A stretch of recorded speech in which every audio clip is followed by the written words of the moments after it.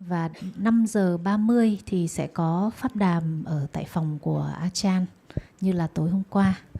Và vâng, thì đó là nội dung của ngày hôm nay. So just before we start, I'd like just to let you know that at 5:30 today, after the main discussions, Achan will also have the informal discussion in her room like yesterday. Thank you. Dạ, bây giờ đã bắt đầu đến giờ pháp đàm. Không biết là có quý đạo hữu nào có câu hỏi không ạ?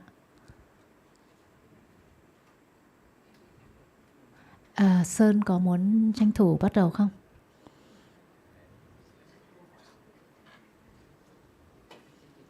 Đây. Testing. Nhất những ai mà có ít thời gian đến pháp đàm chỉ tranh thủ được vào buổi này thì mọi người có thể chưa có câu hỏi.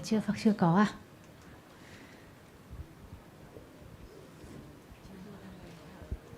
Cường định hỏi à Cường? Dạ, sẽ chuyển mic cho sư.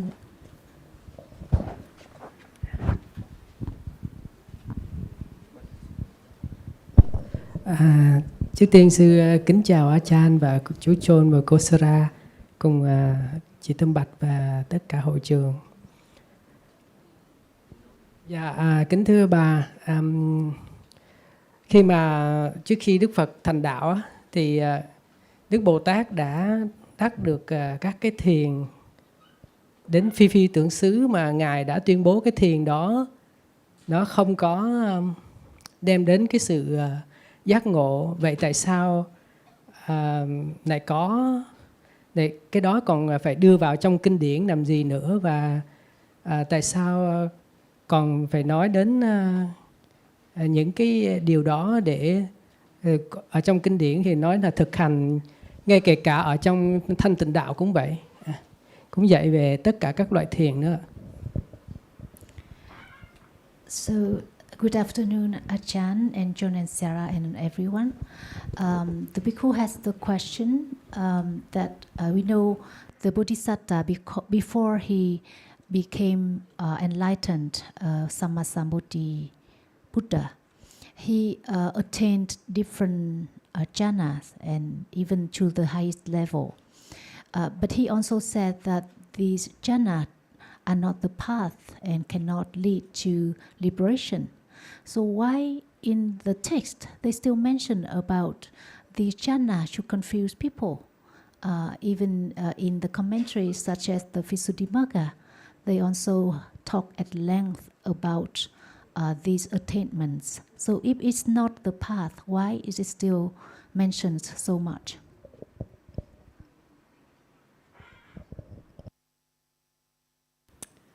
I think the Buddha taught about all kinds of realities.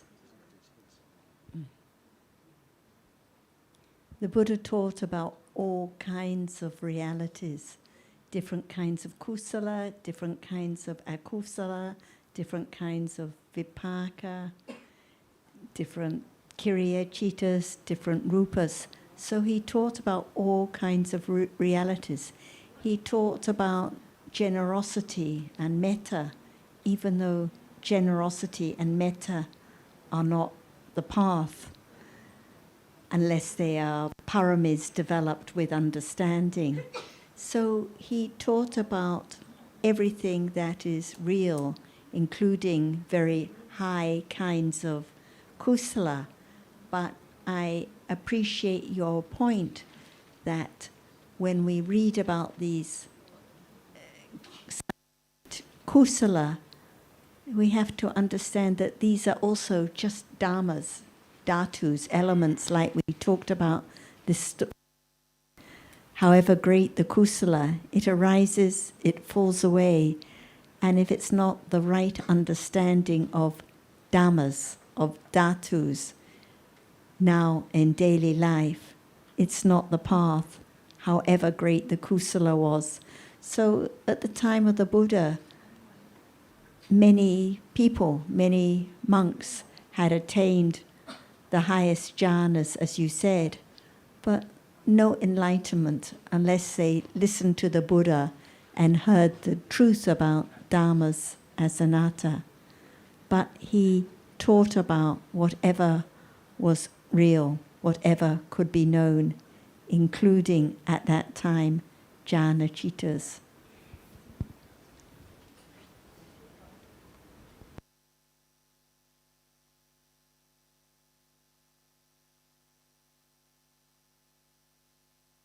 We could say, why did he teach about killing? Because there's no killing now, but for some there is killing.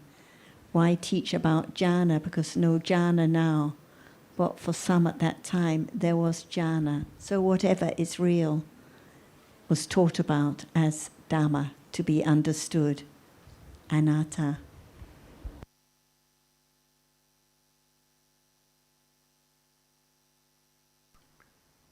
You mentioned that people are confused by the importance that the texts seem to give to jhana. Why are they confused? Because there is the inherent view that jhana is necessary, or at least is helpful for the development of understanding. And where that view is held, then people will be confused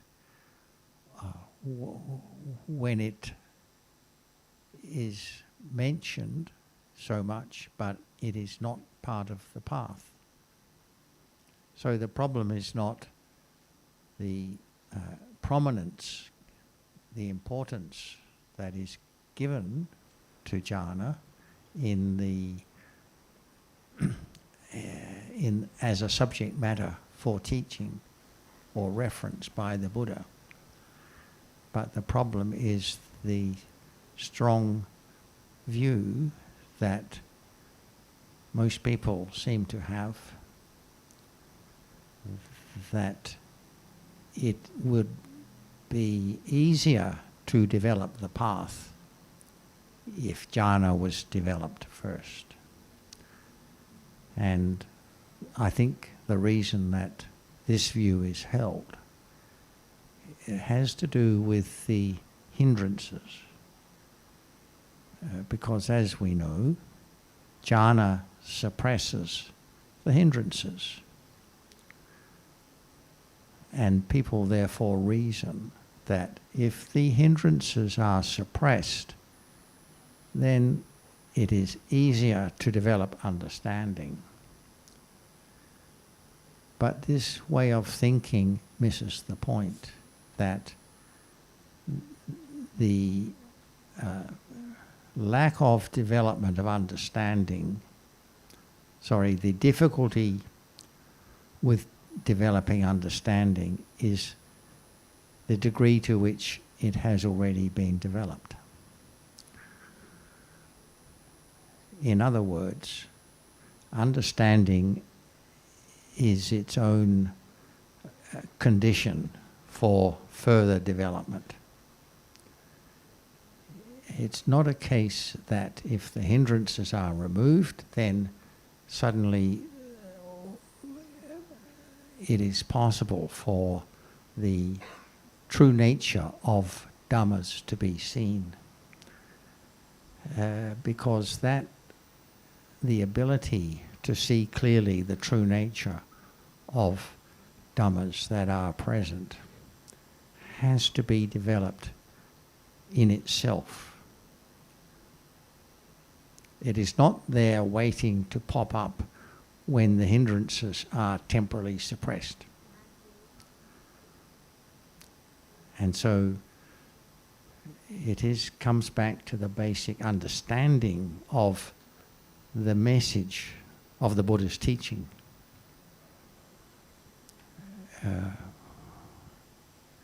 Which is not so much to do with suppressing akusala, but with developing understanding of realities that are appearing.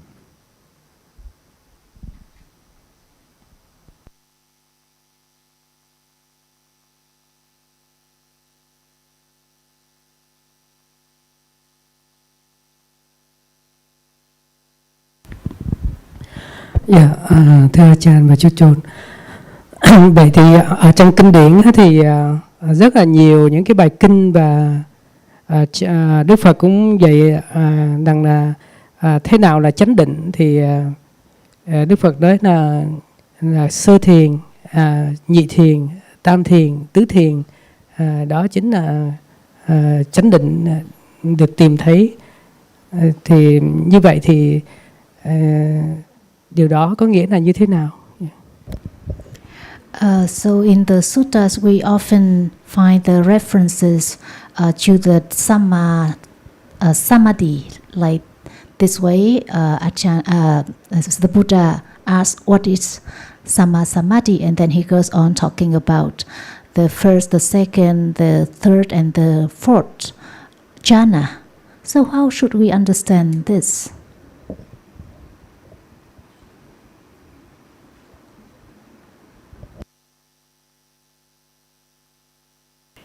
When we read about samadhi of the path, then it is referring to the concentration, the ekagata cetasika that arises together with right understanding and experiences exactly the same object of the right understanding, which can be any reality. It can be visible object, seeing, sound, jhana, any reality, any conditioned reality arises and falls away. And at the moment of enlightenment, when it is the Noble Eightfold Path, the object is nibbana. So when we're talking about the development of the path, the samadhi is not first, second, third, fourth jhana, but at the moment of enlightenment, the concentration is of the degree of appana samadhi. It is of the degree of mundane jhana. So we have to kind of read and consider carefully. Usually in the suttas it may talk about first, second, third, fourth jhanas and then talk about the path. So we have to understand each reality being referred to, for example, the mundane jhana, citta, and the path, citta, and what the object is. So different moments. And we read in the commentaries that many more people became enlightened without having attained mundane jhanas. And for those who had developed right understanding of the path, no interest to develop samatha and jhana, because what is most precious is the understanding of the truth, the understanding of realities, which leads to the total eradication, not just suppression, but total eradication of defilements.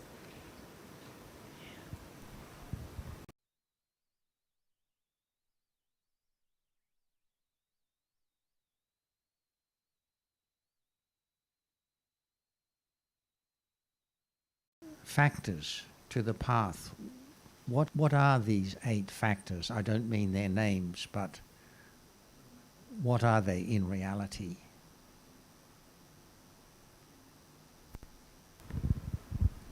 Dạ, thực tại của nó thì là các tâm sở thôi. Yeah. They are cetasikas. And and when do they arise? And do they arise together or separately as path factors? Dạ thưa, nó sinh khởi chung một nhóm. Yeah. They arise in a group. So they have to all arise together, or at least 5 or 6 together at moment of path consciousness. Is that right?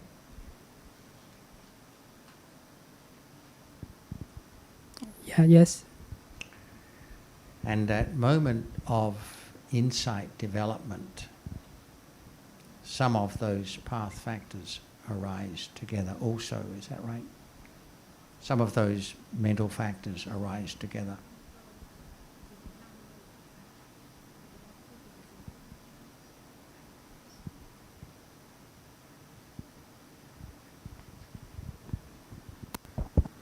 Thưa chú John, ở đây không phải cái câu hỏi mà ở trong kinh điển Đức Phật cũng có nói rằng là tìm thấy chánh định ở đâu, thì Đức Phật nói là chánh định tìm thấy nó ở trong sơ thiền, nhị thiền, tam thiền và tứ thiền. Những cái bài kinh như vậy. Và hơn nữa là ở trong vi diệu pháp về thì có nhiều cái thì chúng ta vẫn thấy rằng là nó vẫn còn rất là nhiều những cái nghi vấn vì của nó. Ví dụ như là cái người ở nếu mà đắc thiền ở những cái người cõi sắc giới chẳng hạn, thì tại sao những cái người đó, những cái vị phạm thiên đó vẫn có mắt, vẫn thấy và vẫn nghe và vẫn có sự suy nghĩ, nhưng mà tại sao ở đó nó lại không có cái tâm vô nhân, nó không có cái sở hữu vô nhân, tức là cái nhãn thức vô nhân chẳng hạn, vân vân. Thì như chúng ta thấy rằng là ở trong kinh điển thì Đức Phật dạy là cái chánh kiến, cái chánh định thì nó lại thấy ở trong Đức Phật dạy đó là muốn biết được cái chánh kiến này phải có sự chánh định thì tìm thấy ở trong sơ thiền, nhị thiền, tam thiền và tứ thiền. Rất nhiều bài kinh nói như vậy. Và trong thanh tịnh đạo cũng vậy. Nói rằng là nếu mà chúng ta không có tu tập sơ thiền, nhị thiền, tam thiền thì lúc đó thì chúng ta nếu mà tứ niệm xứ mà nó thực sự tứ niệm xứ nó cần rồi thì những cái thiền kia thì chúng ta đâu có cần để ở trong kinh điển làm chi để cho nó tốn sức và nó làm cho mọi người nghi ngờ. Con xin phép sư, bởi vì là câu hỏi của sư vừa nãy thì con đã đặt rồi và cả hai ông bà đều đang trong quá trình giải thích, đúng không ạ? Vâng, thì bây giờ nếu như mình đặt câu hỏi lại thì nó cũng chỉ là như vậy, ông bà vẫn đang từ từ giải thích vì nó không thể nào nói ngay, và một phần ý thì bà Đạt Sarah cũng đã nói rồi. Vậy sư cứ đợi một chút để ông dẫn dắt từ từ. Chưa xong ạ, sư ông vẫn đang trao đổi với sư.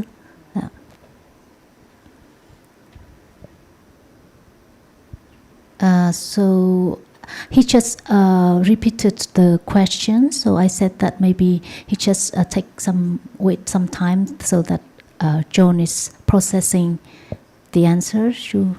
So you can just keep on, because he repeated the question. He thought that it was not well passed on. Yeah. So if a person who has not heard the Buddha's teaching develops samatha to jhana level, is that the path factor of sama samadhi? Can that be the path factor of sama samadhi?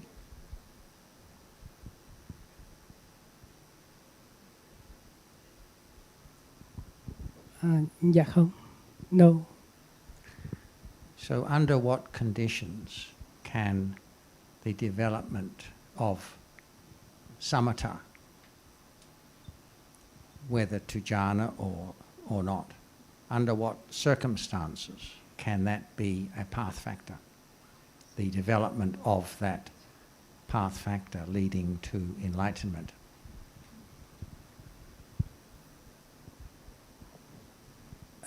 Sư nhớ không lầm thì khi mà Bồ Tát bỏ hết cái khổ hạnh và lợi dưỡng cùng với các cái thiền của không vô biên xứ, vô sở hữu xứ thì ngài nhớ về cái thuở mà thơ bé 7 tuổi của ngài thì lúc đó ngài vẫn tu tập sơ thiền, nhị thiền, tam thiền và ngài đạt đến tứ thiền. Sau đó ngài xuất khỏi tứ thiền và rồi ngài mới nhớ về các cái kiếp quá khứ. Thì sư nghĩ là những cái về cái phần mà cái tuệ mà nhân duyên đó thì nó cũng là lúc đó nó cũng là các cái tầng tuệ rồi, chứ nó không phải là tầng thiền nữa. Nhưng mà lúc từ sơ thiền, nhị thiền, tam thiền, tứ thiền của hơi thở đó, và sau đó thì ngài dùng cái tuệ quán, cái canh đầu thì ngài quán về các kiếp quá khứ, và cái sau đó canh 2 thì ngài quán về các cái sự nghiệp của tất cả chúng sinh đó. Thì đó là hai cái đó là cũng thuộc về hai loại tuệ, chứ không phải là sư thấy là thiền nữa. Và khi mà ngài chứng cái căn ba đó thì ngài chứng đắc cái ngài diệt tận cái lậu hoặc vô minh á, ở nơi ngũ uẩn, và ngài tìm thấy rằng tất cả những cái lậu hoặc nó chìm ở trong cái ngũ uẩn á, thì ngài diệt tận cái lậu hoặc đó với cái tầng tuệ đó. Thì sư thấy rằng rõ ràng nó vẫn phải có thiền ạ. He said that we know that the Bodhisattva, when he knew that the jhana were not the path, and he just let go of the highest jhana, but then he remembered his experience when he was still a child, and he progressively entered the first jhana, the second, and then the fourth jhana. And after exiting the fourth jhana, he started to have different recollections of the past, and then also the eradication of all the asavas. So according to my understanding of this life story, it shows that the jhana is necessary for the path of enlightenment. The question is not what happened to the Bodhisattva prior to becoming the Buddha, but the question is what the Buddha taught about the path and the way leading to enlightenment. Because to my understanding, the development of samatha, even to level of jhana, cannot be a path factor if it's developed by someone who has not heard the teaching. And the only way that the necessary samadhi can be developed is when there are moments of insight, mundane insight. That is to say, the understanding of a presently arising reality.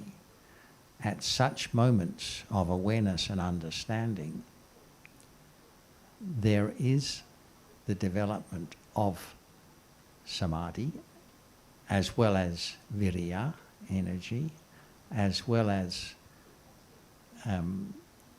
the other factors that will become the 8 path factors at the moment of enlightenment. Without the development of insight at mundane level, the path factor of samadhi would never be developed. So it cannot be developed as a standalone ability. The path factors can only be developed naturally by the development of insight, which gradually gets stronger and stronger, led by understanding, which leads all the other path factors to their fulfillment. So regardless of the description that we read of the separate path factors, we should not make the mistake of taking them one by one and thinking, oh, right effort, that means maintaining arisen kusala, or preventing the arising of unarisen kusala, etc. That is not the development of the right effort that will become a path factor. They all develop naturally as insight increases. And at the path moment, the concentration will then be of a level of jhana.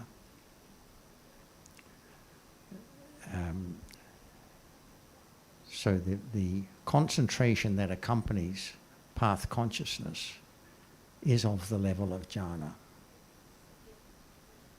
or the citta is a jhana citta.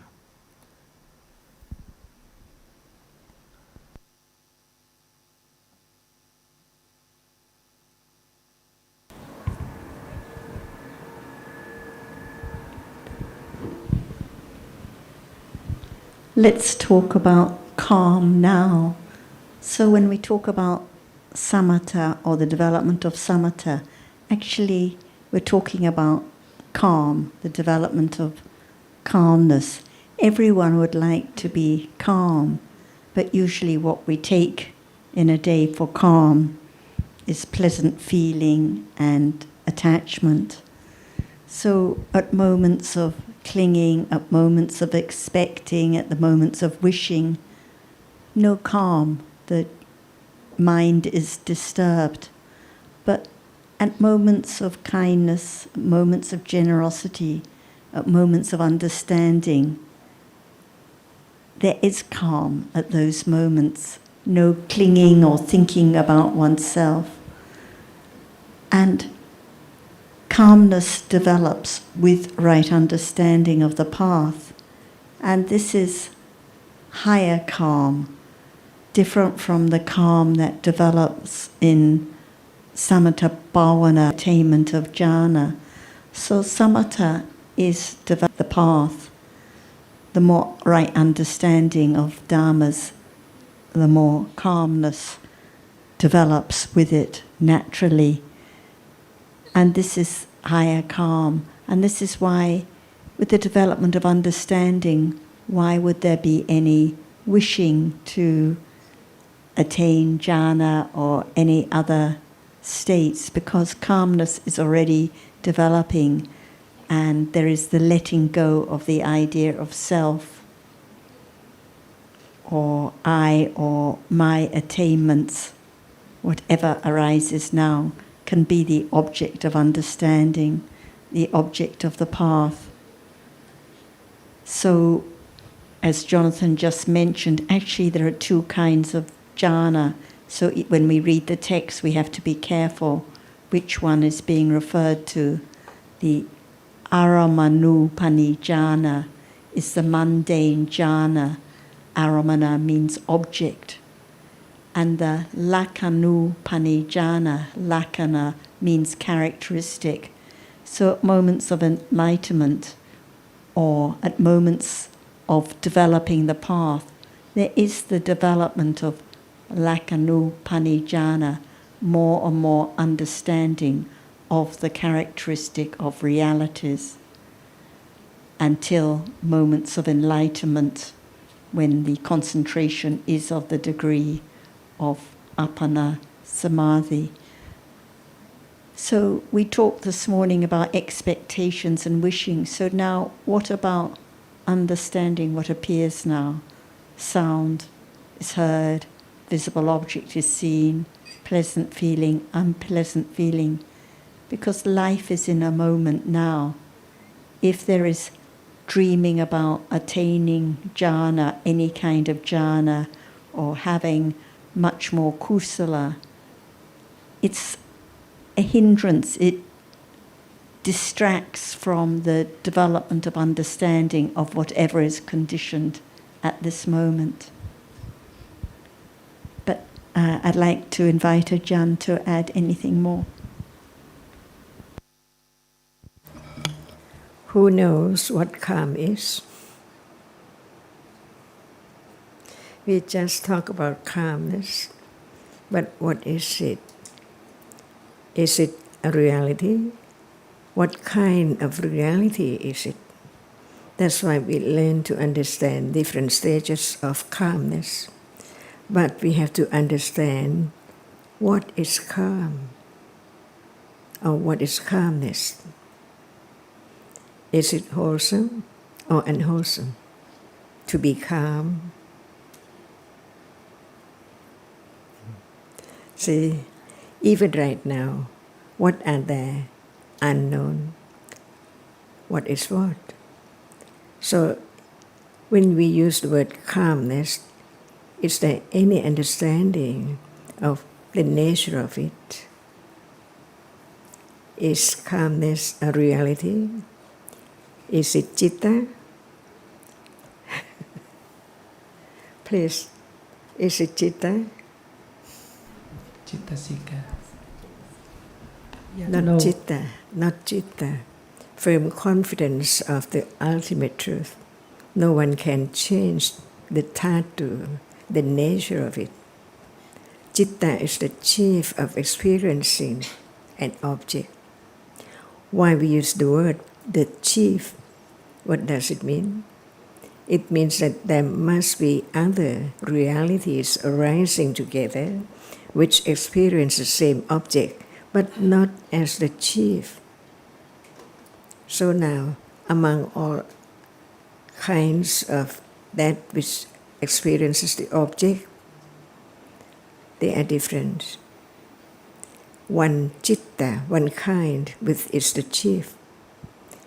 Whenever it arises, it experiences clearly the characteristic of that which appears, while the other mental factors or the reality which arises and experiences the same object cannot perform that function. But its nature is like or dislike that object, because the nature of that which arises to be attached to like is different from that which arises and dislike. So what is calmness? Is it real? Begin to understand that it's real. And whether it's there now. Not just guessing, but understanding the nature of calmness. What does it mean? It's not that which is attached. It's not that which gets angry. See, but it's a reality which is calm, away from the moment of attachment or aversion. Because at moment of aversion, everyone knows it's not calm at all. Getting angry, irritation, unpleasant, it cannot be calmness. What about moment of attachment? Is it calm? Or not at all? Unknown, the difference between moment of calmness and moment of no calmness at all. It's very, very real each moment in a day. So now, learn to understand more about calmness. It is not citta, it's not the chief of experiencing what is there. Just some words about this moment. The chief of experience an object, looking at the rose or the flower, different colors, right? The very slight shade of pink or yellow is known by citta, which experiences it so clear until there is the idea that the color is different, not the same color. And what about other things? The sound is different. And what experiences the difference is the citta, the chief of experiencing that which is very loud, very pleasant, or very harsh, very strong, very unpleasant. Citta is that which experiences the characteristic of that which is their experience, one at a time. So, is there citta now?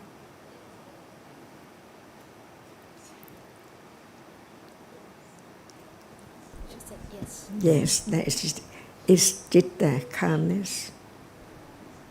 See, learn to understand little by little about what is heard. So, what is jhana? See, not just take the word as its jhana, but what is its nature, which is calm, wholesome moments. It's calm away from akusala. That's why we learn to understand the very deep characteristic of each moment. Chitta is not Cetasika, and Cetasikas, which is akusala, cannot be calm at all. So in a day, who knows, is the calmness at moment of waking up.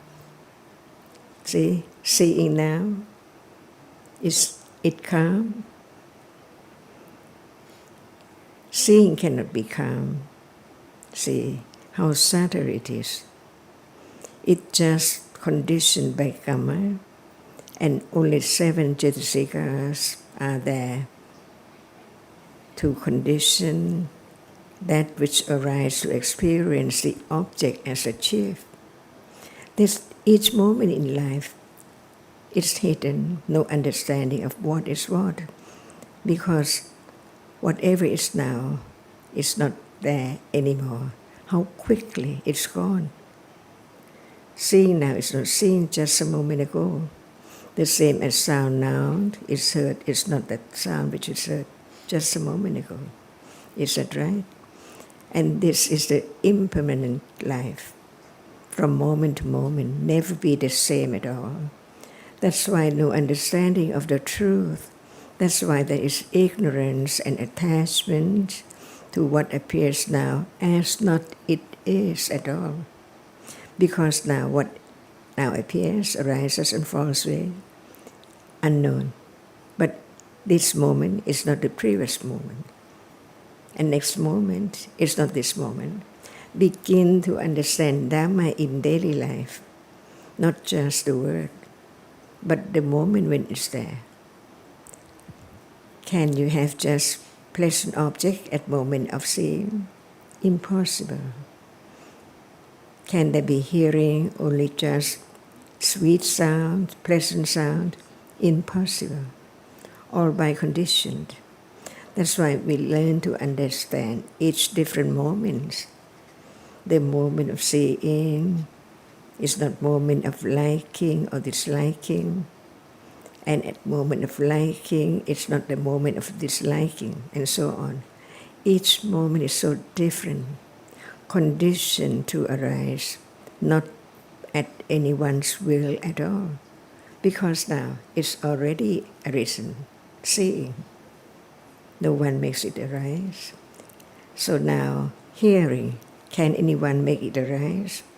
But this is just very little understanding of what is there as it is, little by little, to know that seeing cannot be I or anyone because it's gone, never to return. And each moment is like this, but they are different by conditions. So learn to understand what is there in life. The moment of seeing, is it kusala moment or akusala moment, or is it calm? Otherwise, we just learn the word, but no understanding of the truth of we heard about seeing. It's not that which is seen. Begin to understand what is what. So calm, calmness, samatha or jhana, what is the difference? Seeing is that which experiences that which is seen, which impinge on the eye base. And hearing is not seeing, it's that which just arises by conditions to hear and gone, exactly the same. Whatever arises falls away.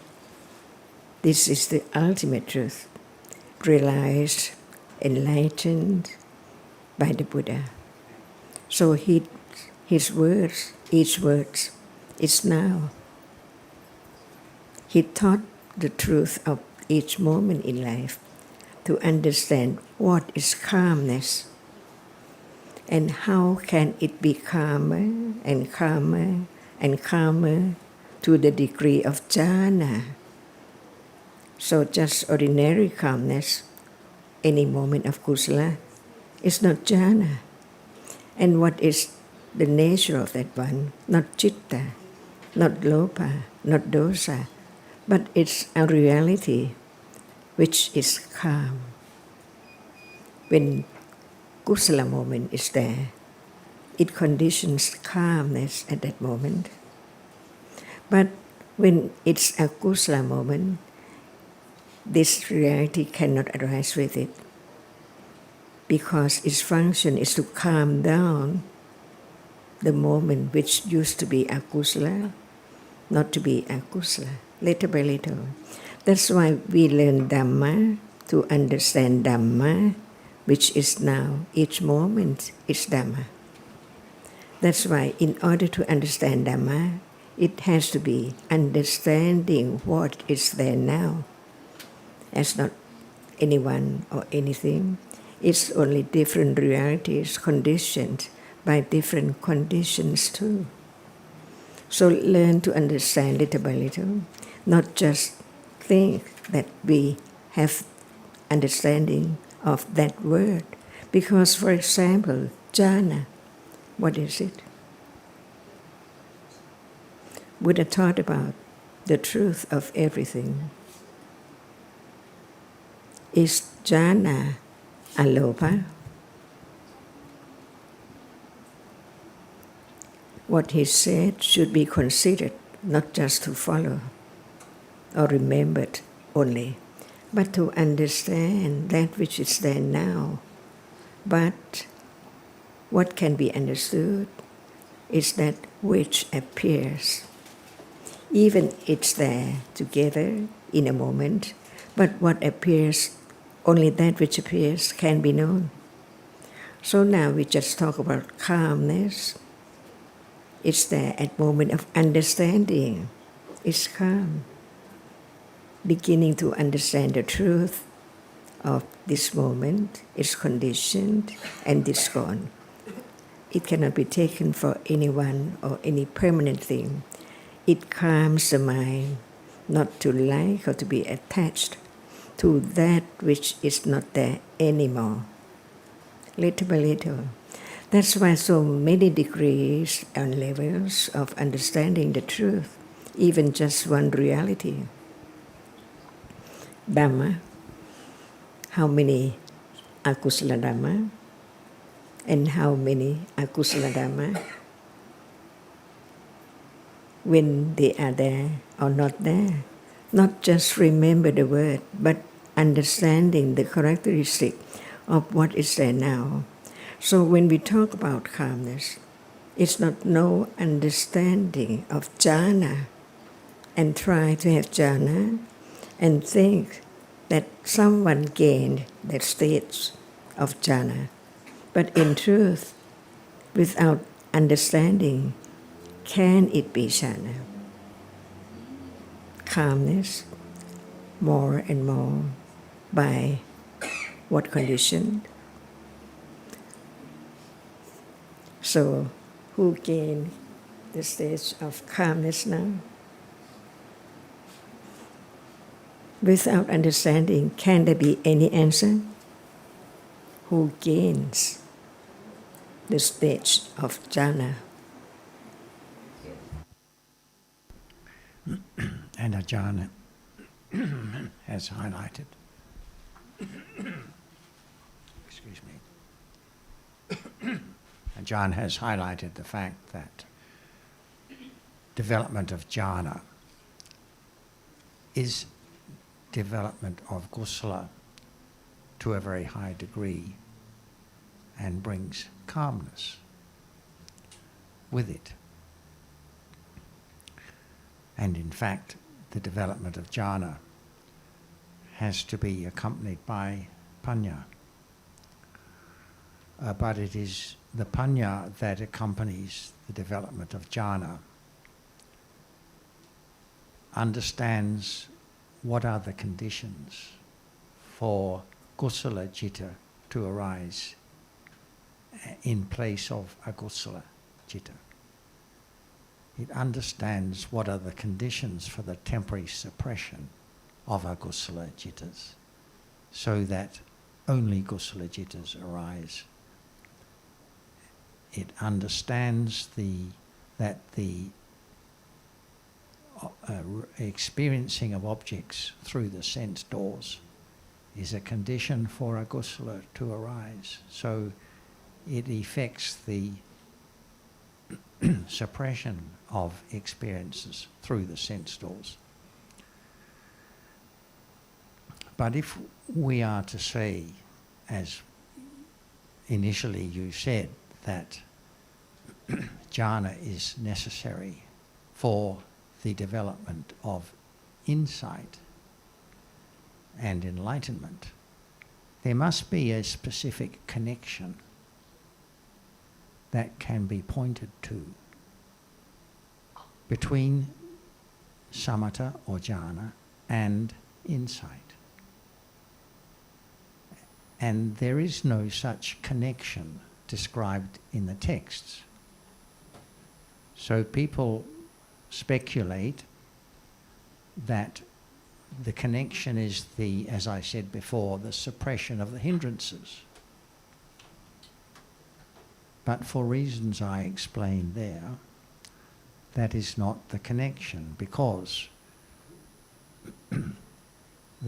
the hindrances may be suppressed, but unless there has been already the development of insight at a mundane level, that cannot be a condition for attaining enlightenment.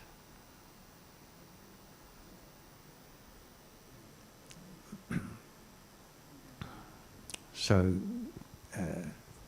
there is no specific connection stated in the text between jhana and insight. And one more comment I wanted to make, just to elaborate on that. Development of jhana to the highest degree leads to what result or effect? It leads to rebirth in the Brahma realms, Rupa or Arupa Brahma realms. And in the Arupa Brahma realms, for example, there is no opportunity to hear the Dhamma, no prospect of enlightenment for that lifetime.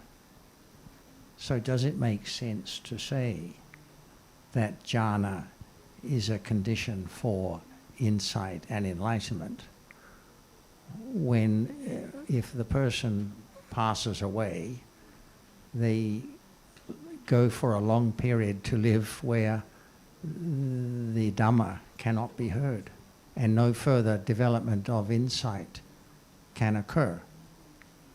And after the that lifetime has expired, the person may be reborn in any realm whatsoever, because the strength, the fruit of the jhana, the kusala that is jhana, has been exhausted.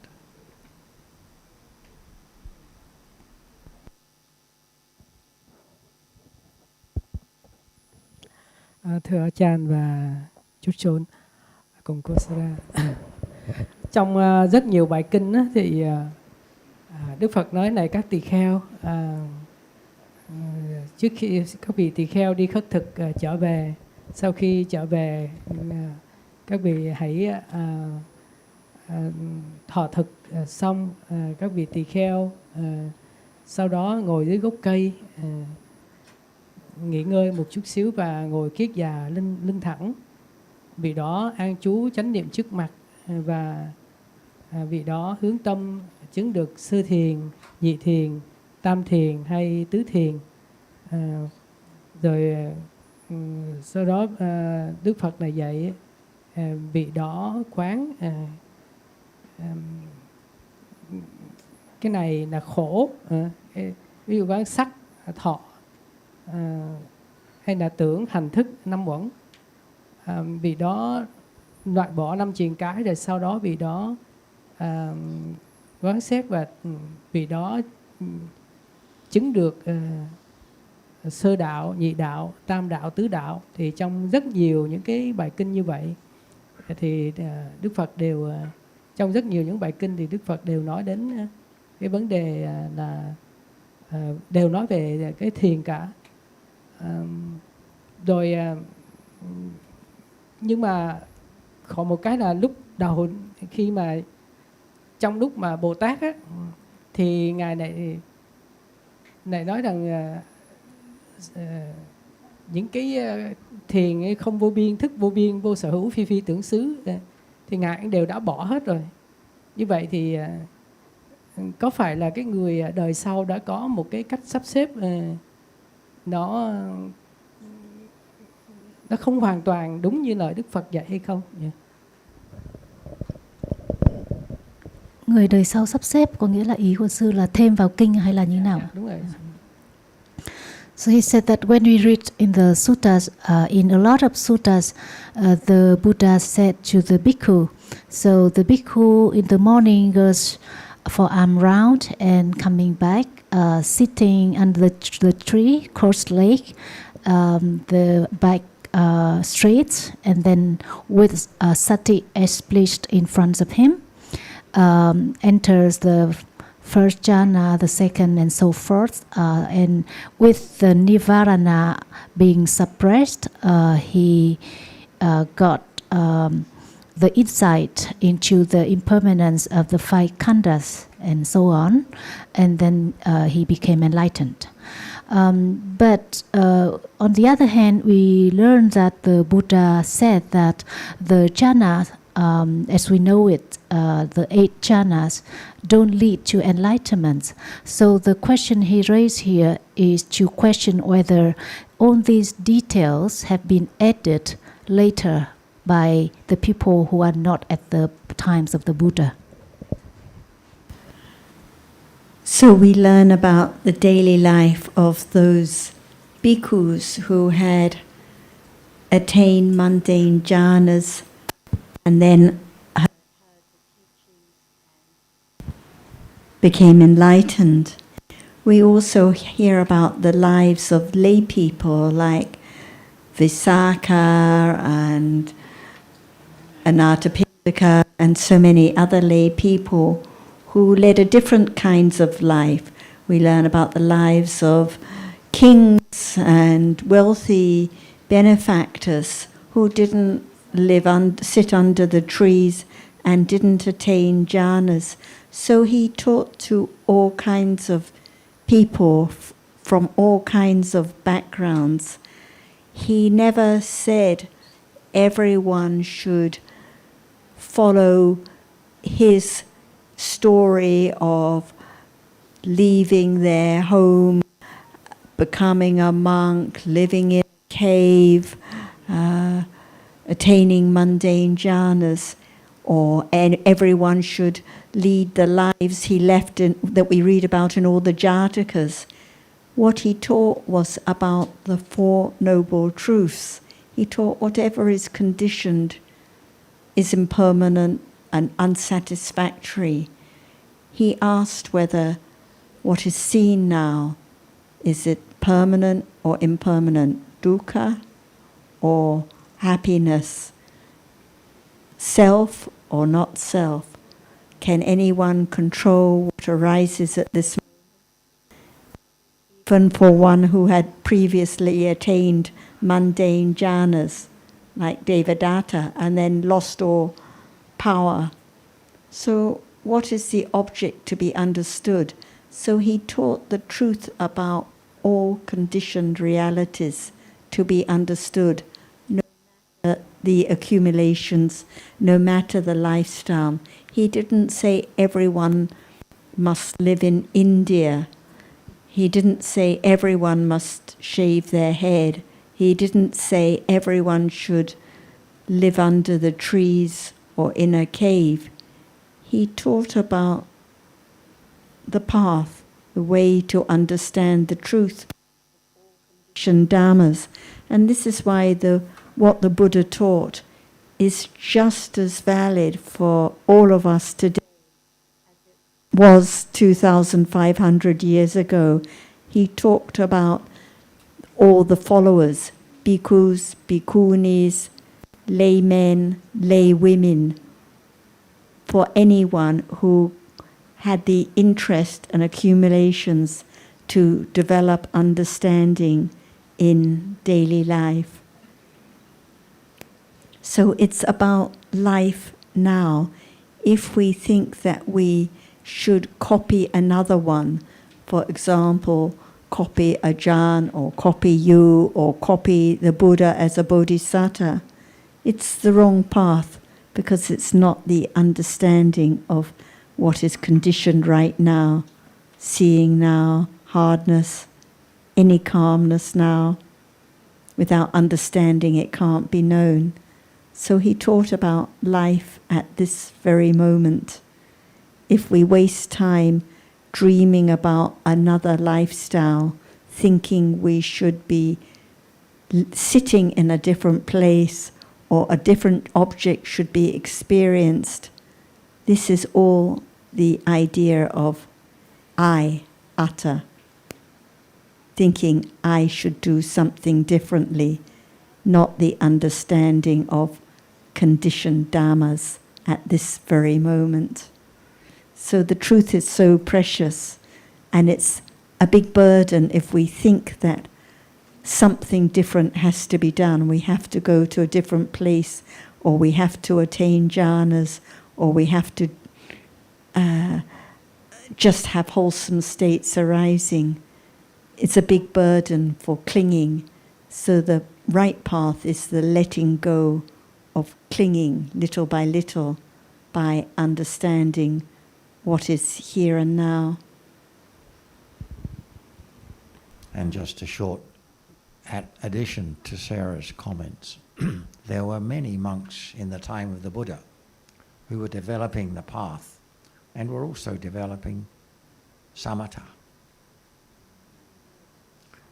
And the example you gave a moment ago refers to that kind of bhikkhu, because they are bhikkhus of the Buddha's order, so they are by necessity, it means they are developing the path, and they're also developing samatha and jhana. And for some of them, they were able to attain enlightenment with jhana as basis. But that's as did the Buddha at his enlightenment. And that is a higher form of enlightenment than the person who attains enlightenment without having jhana as basis. The bhikkhu raised the question whether the suttas have been altered, modified. But according to what you said, it is rather the way of understanding it, which is the problem. So there's no reason to think that the suttas have been changed somewhat, because there's no conflict between that and what we've been discussing earlier.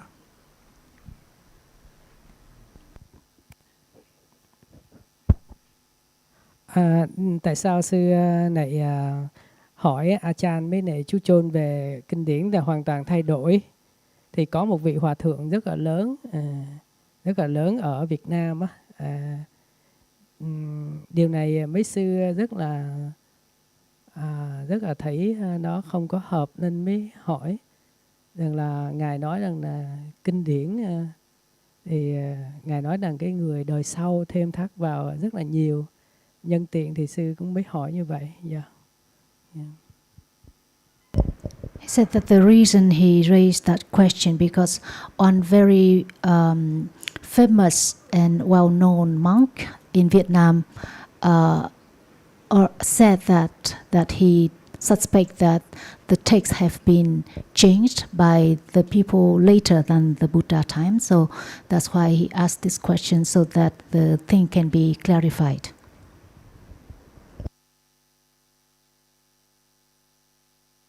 Another point which Ajahn just briefly referred to is there any understanding of calmness now? Is there any understanding at moments of giving what is calm, what is not calm, what is attachment, what is expectation, what is true calm? If there's no understanding of calm now, calm cannot be developed of any kind. And there's a lot of talk and interest today about jhanas. Many teachers, many people think they are developing jhanas. But is there any understanding of calmness? Is it possible today for calmness to be developed to that degree? Or is it a fantasy world? Because if there's no understanding of calmness now, then there won't be any understanding of calmness at other times. Is there still wishing to see, wishing to hear, wishing to taste, wishing to have pleasant objects, wishing to be happy? If so, no development of samatha bhavana. So even in the very beginning, there has to be understanding of when calmness is there and what the object of calmness is right from the start. Otherwise, it's just a fantasy thinking about jhanas, and it doesn't matter who says what or how famous different teachers are or what attainments they say can be experienced. It comes back to the understanding, our own understanding of reality now, the truth now.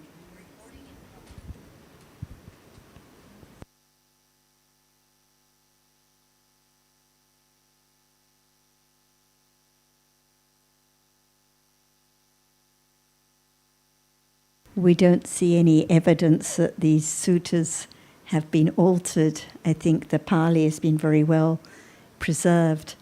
Sometimes people also think that there is a difference between what is taught in the Abhidhamma and the suttas and the commentaries, and they think that these, but usually it's because of not enough understanding and confidence in the truth taught by the Buddha.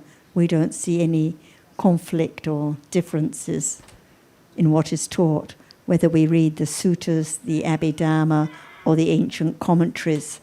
It's about different dhatus, which we learnt about this morning, different dhammas to be understood now in daily life. So we appreciate that your interest to consider carefully, not just accept what some famous teachers might say, but to appreciate the importance of developing understanding of the truth at this moment, because it's so subtle. Usually people would like to follow a practice, to do something, to have some great attainments, because the clinging to I, to atta, is so strong.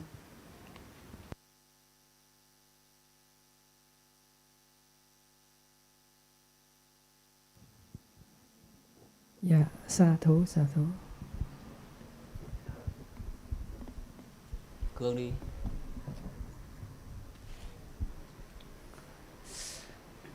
Yes. Thôi em nói tiếng Anh luôn nhỉ? Yes.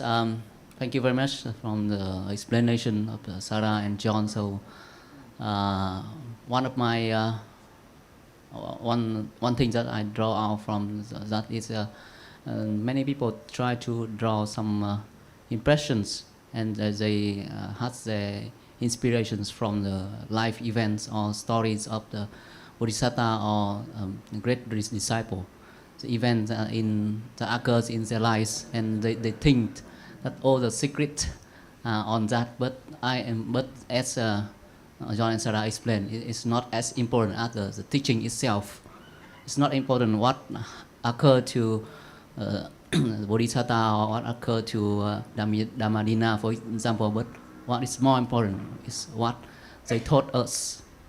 So yes, and that's very valuable, I think. And actually, once I had a conversation with one of my friends that he is same kind of same age as me, and he took interest in the developing calmness as well as some philosophies of Buddhism, and he also researched himself a little bit.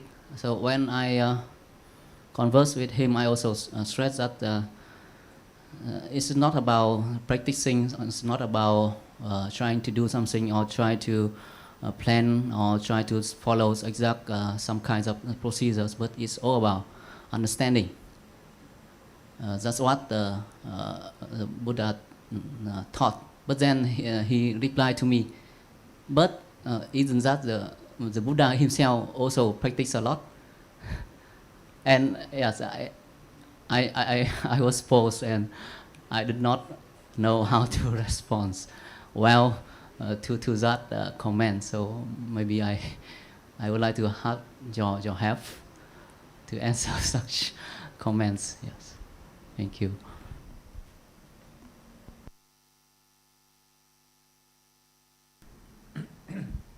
Well, we could be more specific instead of just saying practice, because what does practice mean? Does it mean trying to have understanding, trying to have this, that, the other? For the Bodhisattva, there was no need for practice of that kind, because the perfections had been developed to a very high degree. He had developed all kinds of kusala to exceedingly high degrees. So when he was attaining jhana, for example, it was just kusala citta by conditions, not trying to have jhana, but the kusala was there. The accomplishment had been attained. So when we get down to specific moments of mind states, it was not the same as what practice means to people these days, which is wishing to have kusala and trying to find some way of making it happen.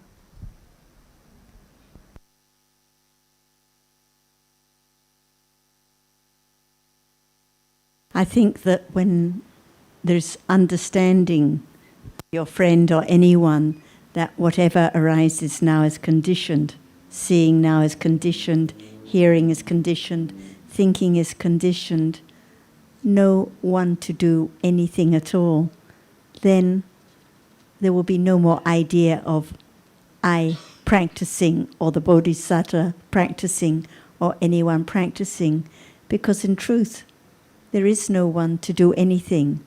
There are just moments of goodness and badness that are conditioned, seeing and hearing conditioned, thinking conditioned. How can it be any other way?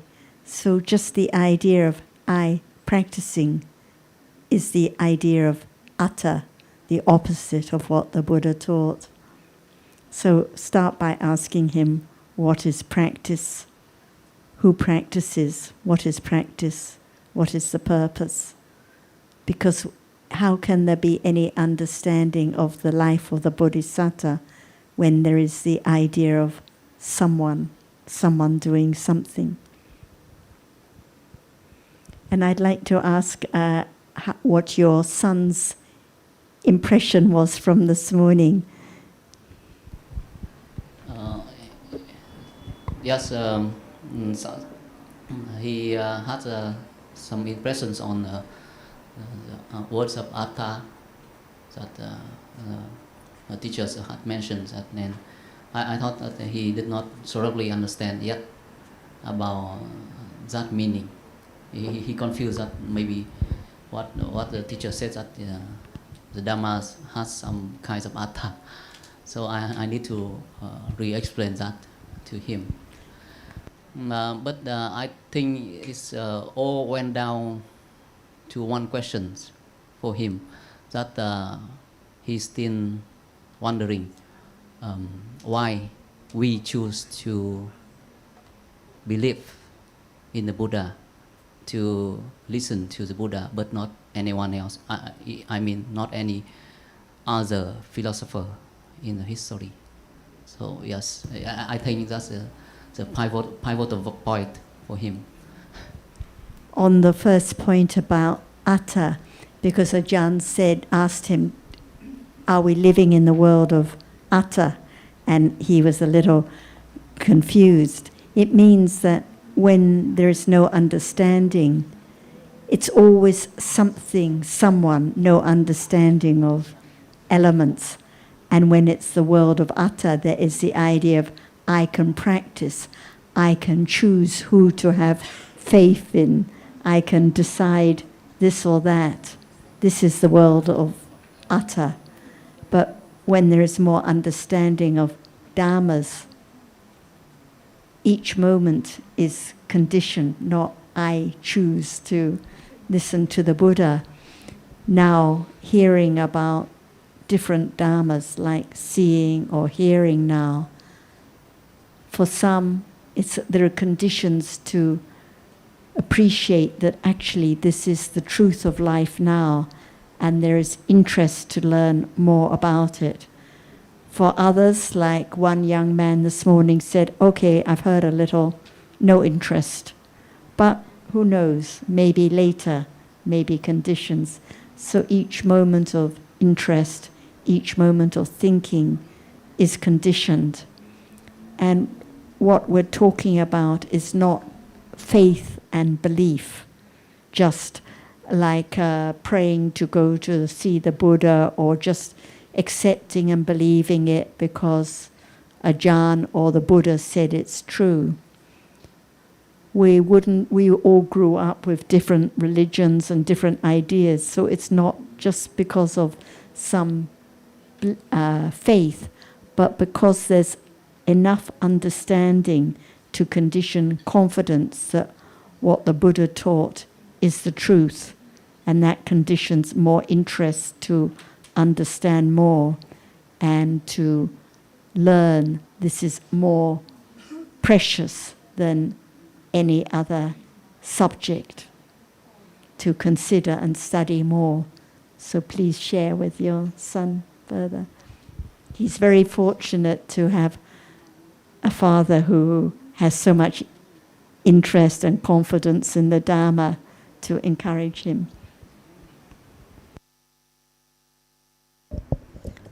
Mr. Long, yesterday you had the question still pending. Would you like to raise it now? You didn't have the chance to raise it yet.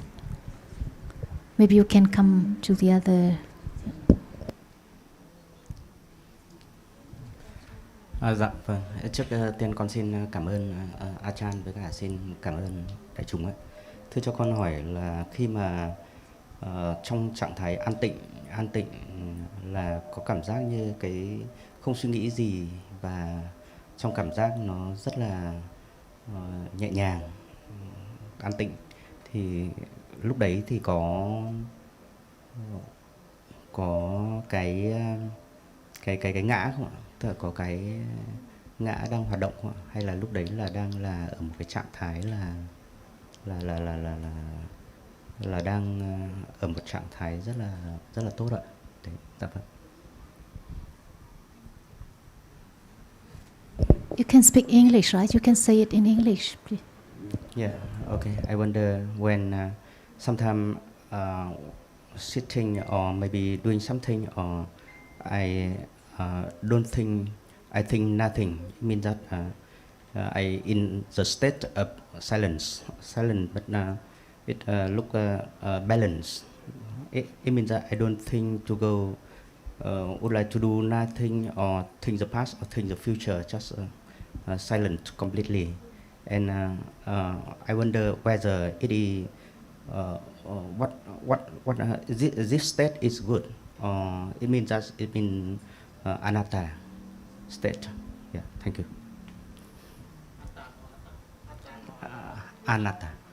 Anatta là không ngã. Đấy có phải trạng thái không ngã đúng không?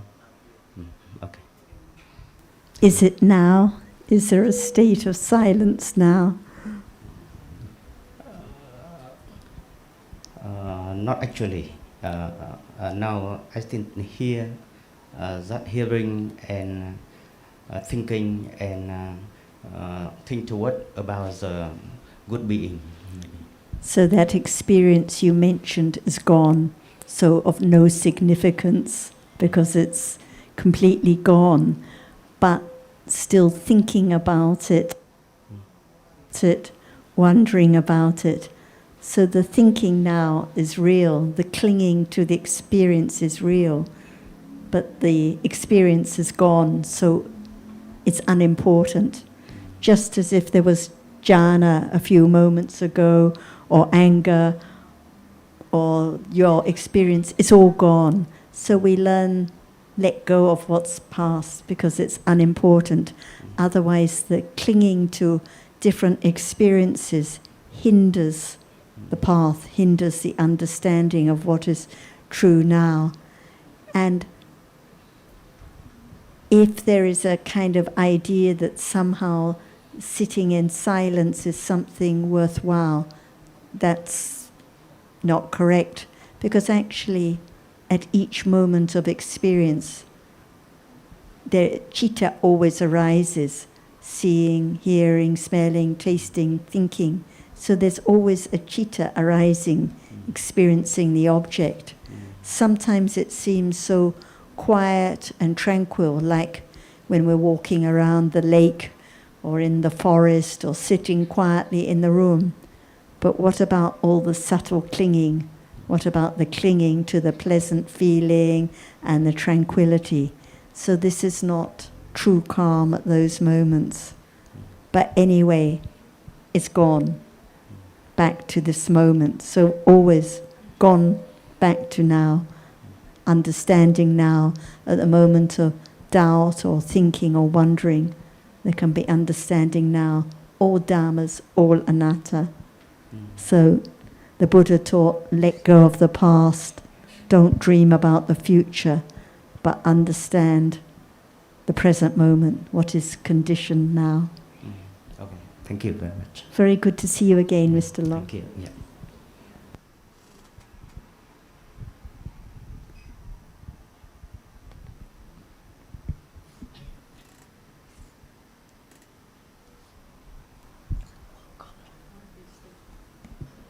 What is there now?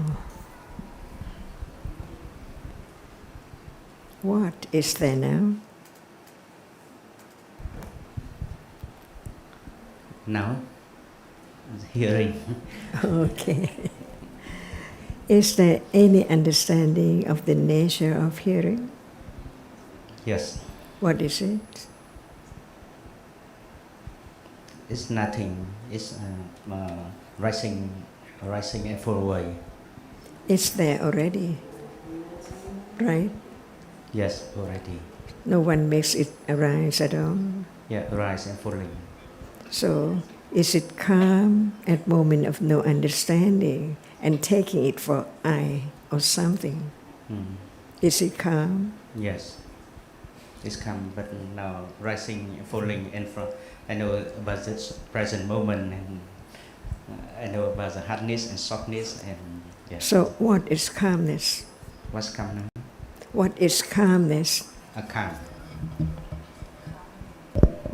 What is calmness? Gọi là an tịnh là gì? Khi mà anh nói đến yên tĩnh hay là an tịnh đấy thì bản chất của nó là gì ạ?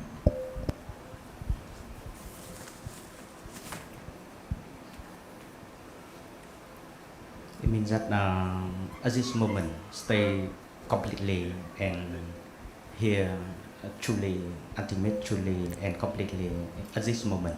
How do you know that it's calm? I don't cling to the past and don't cling to the future. Just completely here. Are you thinking?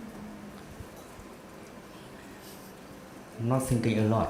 A little bit thinking, but actually not a lot. Thinking is you? Are you thinking? Or thinking is conditioned just to think about that particular object? Yeah, thinking. I'm thinking, but just to all hearing what you mean, what you talk, and in this room only, nothing far away. What are there this morning Uh, and now and any moment? Is there anything or nothing at all? Yes, anything. What is it, one by one? It mean just hearing what you mean about the teaching of the Buddha only. Is it calm? Yes, I'm calm, and I see behind you there are 4 elements, and close to you, and hearing about the good teaching, and about thinking about the well-being, and about practice by condition. Actually, I feel calm, very calm. Yeah. Who is talking? No one. Really? Really? You talk, I know, but hearing about what you mean and by condition, I know that everything rising away and falling away. But I feel calm and ultimate true at this moment. What did you see? I feel calm. No. What is seen? Seeing. What is seen right now? Seeing right now. Seeing Something behind me? behind you. Okay. Yeah, it means that ultimate truth. And I feel good feeling. Yeah. And just here around you only, and stay here. So, may I change the subject? Is there body? Body? No. No body. By condition. By condition. No. No, I did ask how come, but is the body? What I mean, could you explain again? Bà hỏi có thân không ạ? Yeah. Yes. Yes. Yes. What is the body? Body actually it is a state of look like a person, but actually it's look rising away and rise and fall away. So what is body right now? Why is the body right now? Yeah, by condition and No, for no, me to hear. no, not by condition. What is the body right now? The body right now. The body actually is a composition and structure of the element, but I know, but No. it is physical, and here we are talking No, about no. ultimate truth, and No, I think no, that by no. condition. That is thinking. Yeah. But is the body right now? A body? Your body? Anyone's body? Is there body? Yeah. What is it? What is it? The body. The body is like a human now, and I stand before you, and you before me, and by condition to help me to understand about the ultimate truth. Can you touch the body? No. So where's the body? Where's the body? Where's the body? Yeah. I could touch like this, for example, this body, or I can touch, but actually for me it look by condition only, and falling away. So what do you think about the body from head to toe or what? Yeah, head to toe, that's physical thinking only.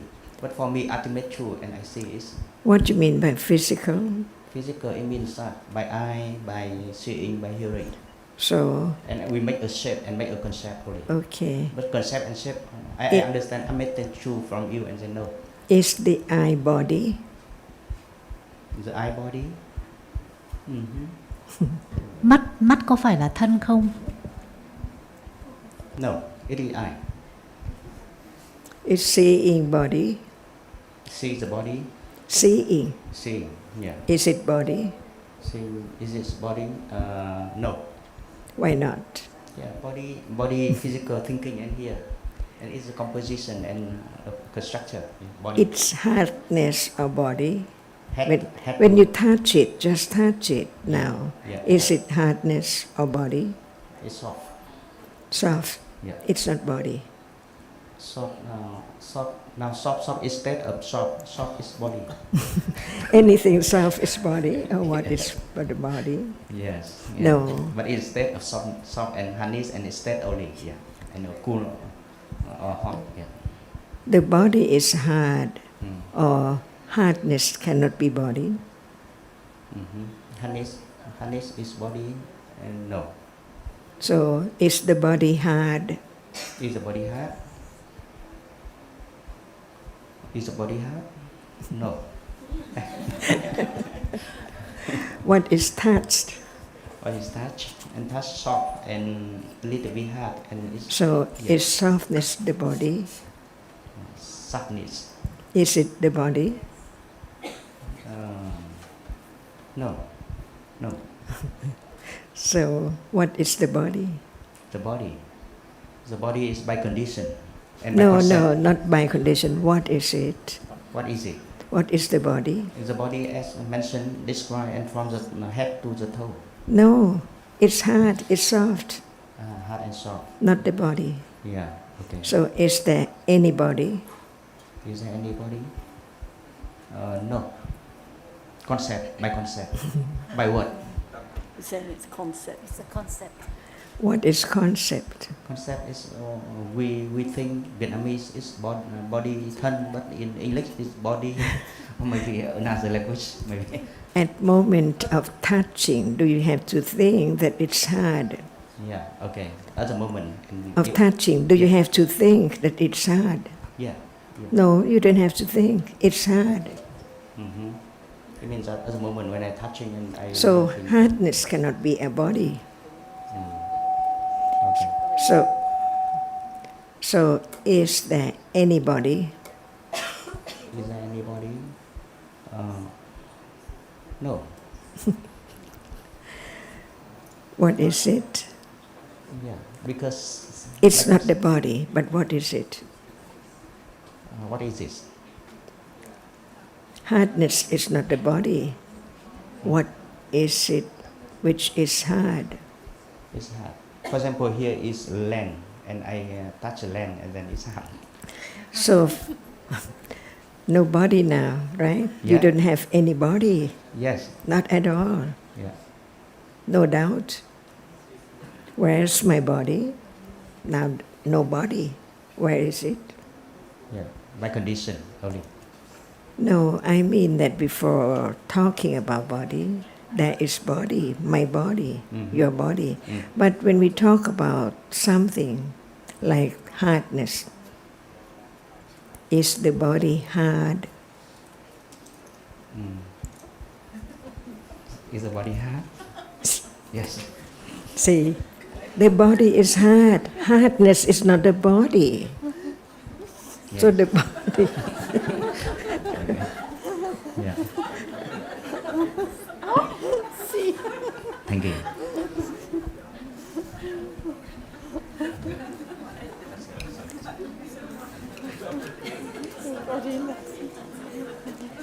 So in truth, what is real? And the real is hardness, softness, and hot and cold. That's all. And by condition. So from now on, no body. Yes, nobody. What stands? First stand. Yeah, by conception. Actually, No. human. Me. What? I don't talk about conception. Yeah, okay. Is there standing? I'm standing. Is there standing? Yeah. What stands? What stand? By condition. No. Before by condition, what is it which stands? Yeah. And no, we don't talk about condition. Yeah. What? What stand? I'm standing. I'm standing. I standing. I stand. So I, Yeah, I. not the Myself. body. Not, yeah, the body is inside my. Yeah, we can make I. Yeah, selfness. Self. But nobody actually me. I always. Yeah. No body, no I, Yeah. no whole. Yeah. So what are there? What are they? By condition. What is there by conditions? Just different dhammas. Yeah, the Dhamma. Just different dhammas. Different dhammas. That's it. No I standing, no body standing, just Yeah. different dhammas. Yeah, different. Taken for being I, taken for being body. Yeah, okay. Yeah, thank you. Only Dhamma? Only Dhamma. What Dhamma? Dhamma. Dhamma, it means rising and falling away. No. Just standing itself right now. What Dhamma is there? Sound. What Dhamma is there? What Dhamma is there? Sound.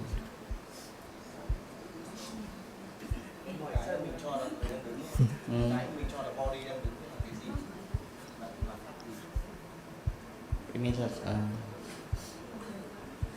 telepathy. Yeah, I don't know. That's it. Yeah, thank you. That's it.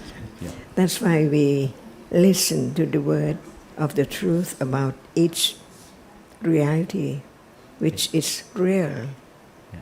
You can experience that. There can be moment of experiencing. Yeah, moment is Now, is there the reality which experiences an object?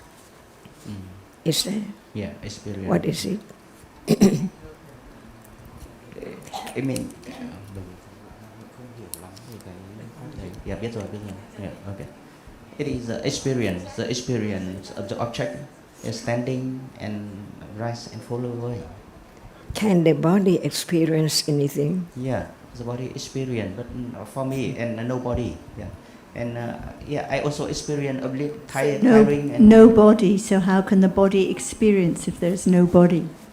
yeah, nobody and No body, so no body to experience. nobody to experience. I stand. It just only physical and about the world meaning. It means that I'm standing and experience of the object and I respond. And, but for me, yeah, I know that it's just by condition.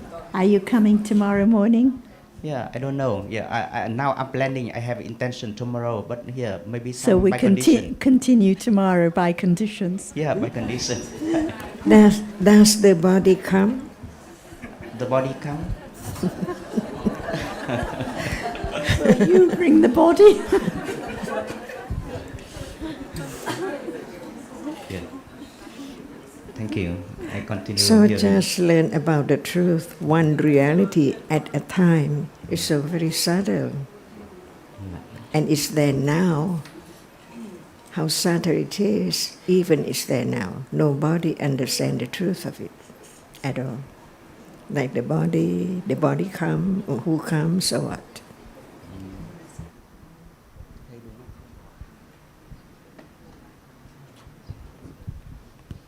Okay, we can continue tomorrow. So thank you all for the lively discussion.